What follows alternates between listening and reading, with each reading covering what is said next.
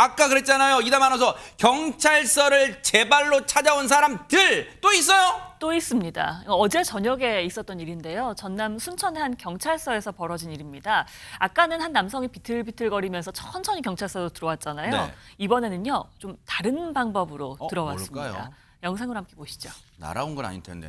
네, 저녁 시간대에 한적해 보이는 어느 경찰서 로비 아닙니다. 그런데 그 순간 네. 환한 불빛이 보이더니 까만 SUV 차량 한 대가 그대로 경찰서 안으로 들어왔습니다. 세상에. 현관문을 그냥 뚫고 들어온 탓에 어머나. 유리 파편이 여기저기 널브러져 있고요. 경찰서 로비가 완전히 아수라장으로 변해버린 모습입니다. 아니 오늘 진짜 박성배 변호사님 범죄 영화에선 가끔 저런 장면 나오긴 하죠. 해서는 안 될 행동이지만 근데 진짜 영화에서나 볼 법한 지금 뭐 경찰서 건물이거나 어디 그 관공서 건물 차로 들이받고 들어온 거 야, 진짜 실제 일어났네요, 지금. 상당히 충격적인 모습인데 다친 사람이 없어서 천만 다행입니다. 이 차량이 현관 유리를 뚫고 들어가서 건물 내부 벽을 들이받은 이후에야 가까스로 멈춰 섰다고 하는데 세상에. 당시 인근에 사람이 없어서 인명피해는 발생하지 않았습니다. 운전자는 40대 남성으로 조사됐는데 네. 당시 음주 상태도 아니었고 마약 검사 결과 이상도 없었습니다. 그렇다면 왜 이런 짓을 벌였던 것인가? 네. 외부 CCTV 영상을 확인해 봤더니 네. 운전자가 경찰서 건물 앞에서 후진을 하더니 건물을 향하도록 방향을 잡고는 그대로 현관으로 돌진하는 모습이 포착됐습니다. 지금 이 장면이네요, 네. 그렇습니다. 마치 일부러 현관문을 노리고 돌진한 듯한 모습이 포착된 것입니다. 아니, 저 상황 애초에 현관문만 들이받은 영상만 봤다면 이종건 평론가님, 저 운전자가 운전 미숙이었나? 뭐 이 운전대 조작 미숙이나 뭐 그렇게 생각했을 텐데 외부 CCTV 보니까 진짜 아예 방향을 마음 먹고 돌렸네요, 지금. 그러게 말입니다. 저는 또 저걸 보기 전에 급발진이 아닐까. 갑작스럽게 저렇게 막 그 엑셀이 돌아서 급히 그냥 충돌한 게 아닐까라고 생각을 해봤습니다. 그런데 보니까 침착하게 후진을 하더니 이렇게 천천히 가다가 아예 급속도로 들이박았거든요. 저건 의도하지 않으면 불가능한 행동 아닙니까? 그런데 약물 중독이나 혹은 음주를 하지 않았다? 그러면 당연히 일부러 한 겁니다. 그런데 알고 봤더니 이 경찰 조사에서 이 40대 남성 운전자 이렇게 얘기를 한 겁니다. 내가 과속 단속 카메라에 연달아 계속 걸려서 화가 나서 그랬다라고 진술한 것으로 알려졌습니다.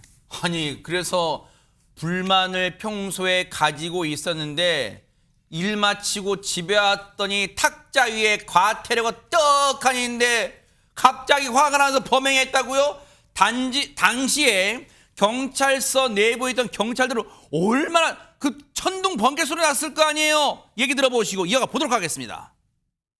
빵 하고 철분 무너지는 소리 들리더라고요. 그래서 놀래가지고 나가봤더니 그래 돼 있더라고요. 과속 과태료를 올해랑 작년에 많이 찍혀서 불만을 갖고 있었는데 일을 마치고 집에 와서 탁자 위에 과태료 고지서를 보고 갑자기 화가 나. 한 달에 한 번꼴로 찍혔다고 하니까. 탁자 위에 고지서는 있는데 통장 장부는 통장이 돼서 더 화가 났답니다. 이게 말이 되는 소리예요, 전현 평론가님? 네, 이런 걸 두고 정말 적반하장이라고 합니다. 과속을 한 달에 한 번꼴로 적발되었다. 이거 정말 시민들한테 화가 나는 부분이고요. 네. 저 경찰분들은 도대체 무슨 죄냐고요. 그러니까요. 본인이 과속을 해서 단속에 걸린 건데 전혀 반성하지 않습니다. 더군다나 이 남성이 최근 몇 년간 과속 등으로 인해서 단속에 걸린 횟수가 파악된 것만 36차례라고 합니다.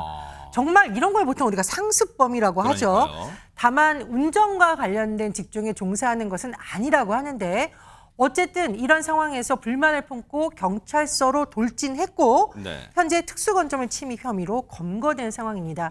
경찰분들이 저런 상황 겪으면 정말 화나고 많이 속상하셨을 텐데 현장에서도 이런 상황 정말 처음이다 이런 말이 나왔을 것 같습니다. 아니 근데 사실 박성배 변호사님, 경찰분들은 늘 뭐 거리에서 범인을 검거하는 과정에서뿐만 아니라 이렇게 경찰서 내부에서 근무하더라도 저런 위험에 상시 노출되고 있는데 이거 어떻게 보면 일종의 분노 조절 장애로 인한 범죄 아니에요? 어떻게 저런 일을 할 수가 있어요? 혹시 이런 사람들은 법에서 좀 더 위중하게 가중 처벌해야 되는 거 아니에요? 사람을 다치게 할 수도 있었잖아, 이번에. 사람이 다치지 않았지만 이 사안은 실형 선고 가능성이 상당히 높습니다.